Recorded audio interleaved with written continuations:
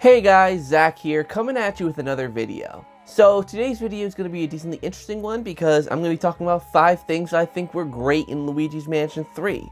The reason I'm making this video is because I did want to highlight some of the good things about the game. And also some people seem to think that just because I talk a lot about negative things about Luigi's Mansion 3 means that I legitimately hate Luigi's Mansion 3 or just don't like it. Which is funny because I've always gone on to record to say that I do like the game. I always make sure to state that so that no one takes as what I'm saying as me not liking the game. But anyways, today I'm going to be highlighting some great things about Luigi's Mansion 3 and what they should keep doing moving forward with the series. So without any further ado, let's get started.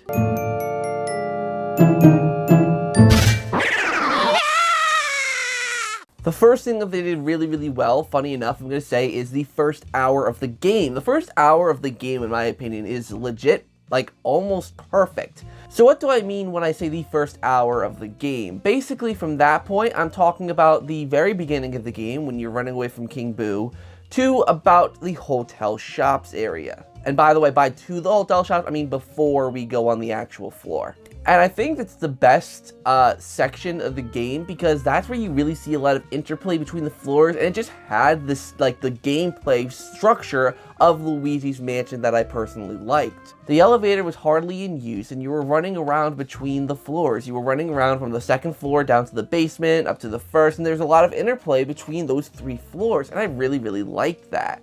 And not to mention, from what I noticed, now there are other areas of this game that have it as well, but these areas also seem to be the darkest, or at least to me have the best lighting. So it just really fills these areas with a real good atmosphere and, you know, a good mood rather than being too bright. And like I said, these areas nail that perfectly. Especially when you're running away from King Boo. That was a really tense and good moment when you're running away from King Boo down this hallway, he's chasing after you.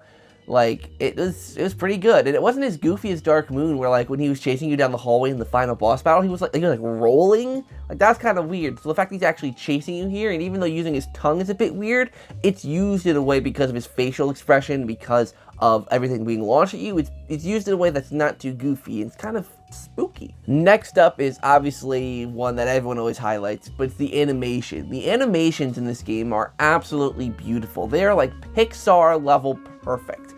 And some might say Pixar perfect.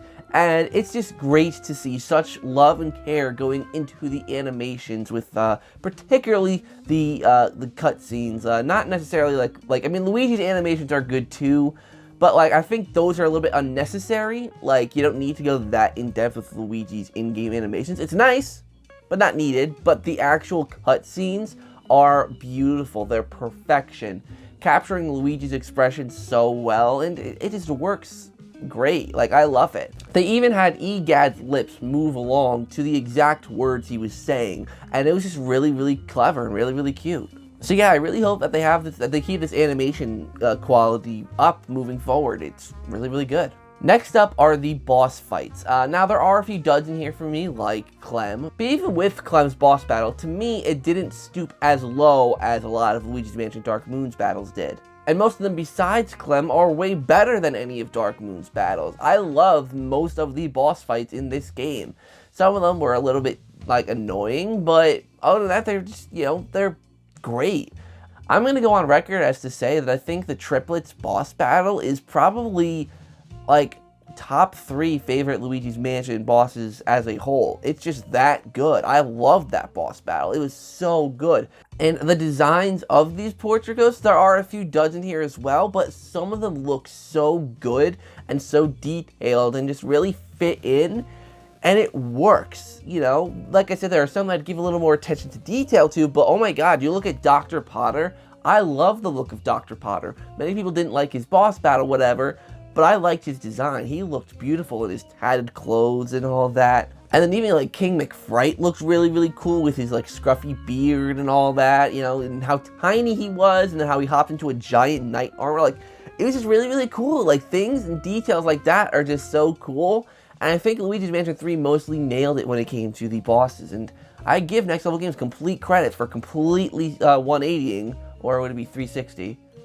Whatever, on the bosses, like making them better this time around. So kudos to you, Next Level Games. Next up, this is a little detail, like a very small detail, but it's something that I liked.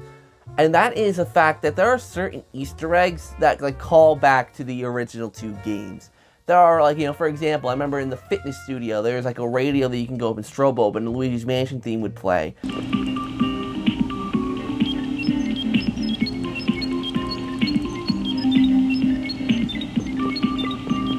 Of course, you know, in Master Suites, there's that diorama of Gloomy Manor, and I believe there's also one in Twisted Suites as well. Just those little callbacks to the original game are so cool, especially when King Boo, when you're about to fight him, he does that whole shleep shlop thing again, like he did in the first game. Just so cool. I love those little callbacks and those little throwbacks, giving nods to the games that came before them. Those little things, little details are just super cool. I must say, the one floor that really, like, spoke to me, this is something I do want to talk about. This is actually not going to be one of the 5 things to talk about in this video, so I have one more thing after this. But I think, it's so hard to say, but Twisted Suites is the best floor in any Luigi's Mansion game, including the original. Twisted Suites, like, is just that good. I love what Twisted Suites did. There's some puzzle elements that really caused me to scratch my head quite a bit. It used the dark light quite well and used the suction shot ability to, you know, decently well. There's a lot of ghost combat in the floor, and you fought a decent variety of ghosts on the floor, and it was just overall a great floor. I cannot stress enough how much I love Twisted Suites. Just the overall theme of the floor being a magic themed floor, and then of course my favorite segment in the whole entire game, the end of the floor when the whole floor shuffles on you and you have to fight through a gauntlet of ghosts to get to the boss area. It was just spectacular and I loved it. It was just such a unique thing that was to that floor, and it just made that floor so cool and so awesome.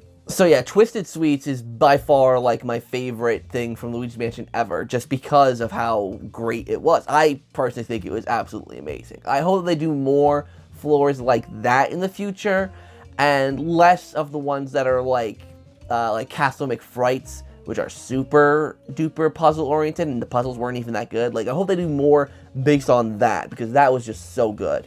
Speaking of the ghost combat, now, I'm not a fan of the combat in general, especially with the lack of variety in the ghosts, but what I will give the game credit for is those horde sequences. Oh my god, I remember the one that I did that was on the museum floor. What's that one called? Unnatural History Museum.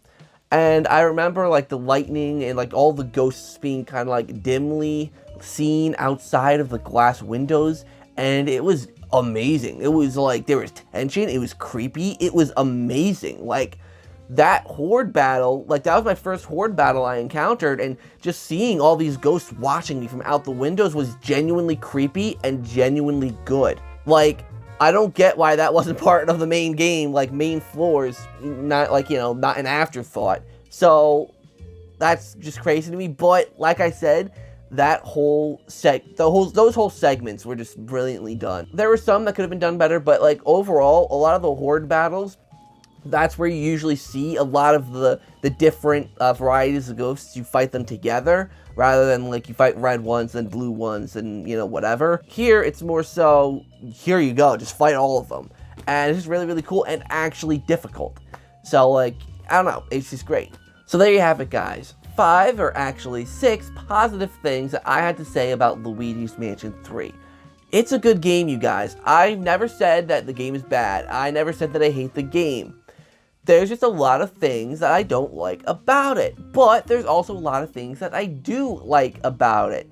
It's just that everyone's always saying how great the game is and every single great thing in the world. So I'm like, why do I want to say something that everyone else is already saying? You know? So, I don't know. What do you guys think? Let me know down in the comments down below if you agree with what I had to say, or even if you disagree. I don't know. You guys could have disagreed with everything I said. Maybe Twisted Suites isn't the best floor because of all the ghost combat. So let me know down in the comments down below, and until next time, I'll see you guys in the next video.